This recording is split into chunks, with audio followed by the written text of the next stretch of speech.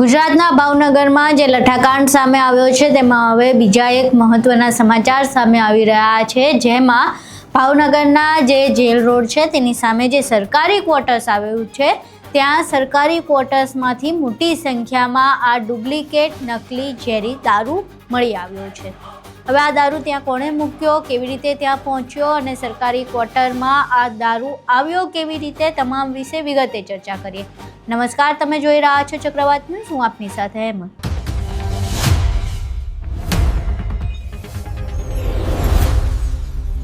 ભાવનગરમાં જે લઠ્ઠાકાંડ સામે આવ્યો છે એમાં રોયલ સ્ટેગ નામની જે દારૂની બ્રાન્ડ છે તેની અંદર નકલી કેમિકલ વાળો દારૂ ભરીને લોકો સુધી પહોંચાડવામાં આવતો હતો અને એના સેવનથી 7 જેટલા લોકો અત્યાર સુધી મોતને ભરખી ચૂક્યા છે।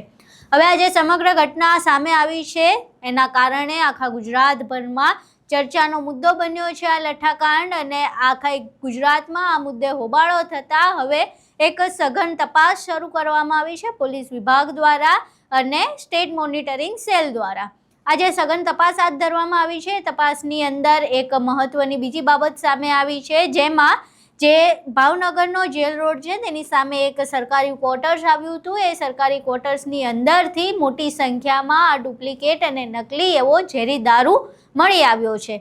હવે આ ઝેરી દારૂ ત્યાં કેવી રીતે પહોંચ્યો, તો જે બુટલેગર છે, જે મુખ્ય આરોપીમાંનો એક છે એવો ગૌતમ સોલંકી, જેને ત્યાં આ નકલી દારૂ બનતો હતો, એ ગૌતમ સોલંકી દ્વારા આ નકલી દારૂ સરકારી ક્વાર્ટર્સમાં રહેતા એક વ્યક્તિને આપવામાં આવ્યો હતો અને તેણે મોટી સંખ્યામાં આ દારૂ પોતાના ક્વાર્ટર્સમાં સંઘરીને રાખ્યો હતો, પરંતુ પોલીસ તપાસમાં આખો મામલો સામે આવ્યો છે।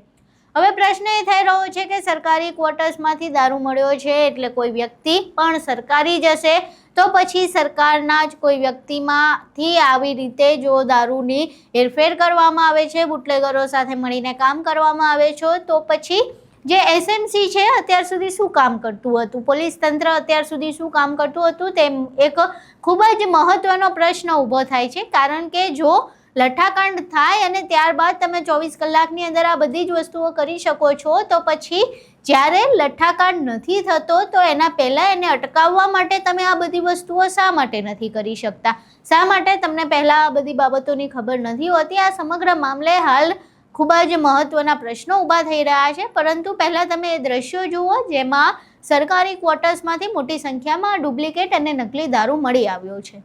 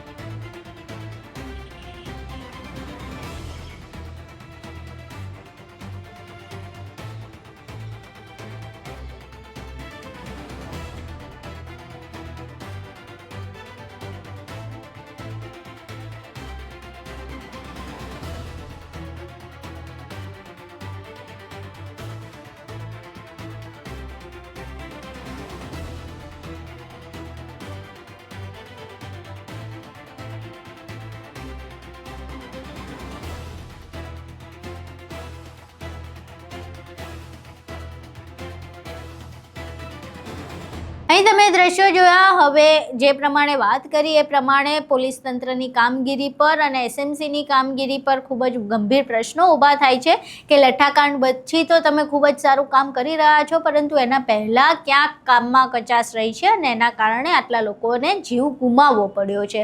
હવે આ સમગ્ર મામલે ભાવનગર પૂરતી નહીં પરંતુ ગુજરાતભરમાં આ મામલે તપાસ કરવામાં આવી રહી છે। બુટલેગરો પર હાલ તવાઈ બોલાવવાની વાત છે, પરંતુ આ તવાઈ ક્યાં સુધી ચાલે છે અને ગુજરાતમાં શું આ લઠ્ઠાકાંડ પછી પણ દારૂબંધી અમલમાં આવી શકે છે કે કેમ, એ મહત્વનો મુદ્દો છે। કારણ કે હજુ 5 વર્ષ પણ નથી થયા. 5 વર્ષમાં બીજો લઠ્ઠાકાંડ છે. આના પહેલાં બોટાદમાં લઠ્ઠાકાંડ થયો હતો અને આ બીજો લઠ્ઠાકાંડ છે.